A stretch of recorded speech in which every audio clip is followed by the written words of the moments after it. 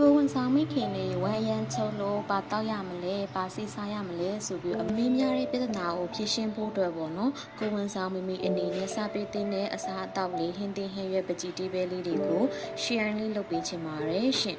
ဒါဆိုရင်ပထမဆုံးအချက်အနေနဲ့ပေါ့နော်ရေနွေးနွေးလေးကိုကိုဝန်ဆောင်ချိန်မှာတောက်စေချင်ပါတယ်ရေနွေးနွေးလေးတောက်ချင်အားဖြင့်ကိုဝန်ဆောင်ချိန်မှာဘလို့အကျိုးကျေးဇူးရရလဲဆိုရင်ဝမ်းချုပ်တာတွေတက်တာစေတယ်ဒီပြီးတော့ရေကအာဟာရတွေအားလုံးစုပ်ယူထားတဲ့အတွက်စုပ်ယူပေးတဲ့အတွက်ပေါ့နော်မိခင်တယောက်အတွက်လုံလောက်တဲ့အာဟာရကိုရရှိစေပါတယ်ဒီရင်သူကပေါ့နော်စီးနဲ့ပတ်သက်တဲ့ပြဿနာတွေမှာလည်းကာကွယ်ပေးတယ်ဟိုရေအမြဲတမ်းတောက်တဲ့အတွက်ပေါ့နော်ခန္ဓာကိုယ်အပူချိန်လည်းထိန်းညှိပေးပါတယ်အဲဒါကြောင့်လုံလောက်ရေ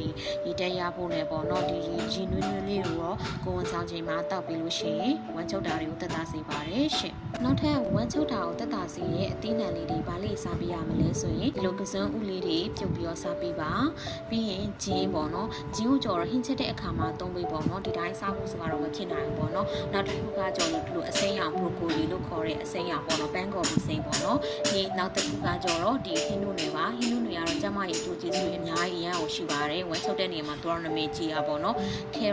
carrot လည်း carrot juice တွေပါလုပ်လို့ရတယ်ဟင်းထဲမှာထည့်ချက်လို့လည်းရတယ်ပေါ့နော်ပြီးရင်ငှက်ပျောသီးအုတ်ကျုံတွေကလည်းဝမ်းချုပ်တာတက်တာစေပါတယ်ဝဲနဲ့တကြားသီးလို့ခေါ်တာပေါ့နော်ဒီအသီးလည်းစားလို့ရပါတယ်နောက်တစ်ခုကတော့ပန်းသီးပါရှင်ပန်းသီးကလည်းဝမ်းချုပ်တဲ့နေရာမှာတက်တာစေပါတယ်ထောက်ပက်သီးကလည်းအမြင့်တက်အရန်ကျွယ်ဝတဲ့အတွက်ပေါ့နော်သူ့ရဲ့ fiber အမြင့်တက်ကဝမ်းချုပ်တာကိုတက်တာစေတဲ့နေရာမှာနာမည်ကြီးပါတယ်နောက်တစ်ခုကတော့စပစ်သီးပါရှင်ပြီးရင်ဖျဲသီးလည်းစားပြီးလို့ရပါတယ်လိမ္မော်သီးကတော့ဗီတာမင် C အကျွယ်ဝတဲ့အတွက်ပေါ့နော်ကိုဝန်ဆောင်ချိန်မှာကိုခံအားလည်းပိုပြီးတော့ကောင်းမွန်စေပါတယ်တက်တော်သီးပါရှင်ဒီလိုအသီးနှံတွေကိုစားပေးခြင်းအားဖြင့်ကိုဝန်ဆောင်ချိန်မှာဝမ်းချုပ်တာတွေကိုတက်တာစေပါတယ်ရှင်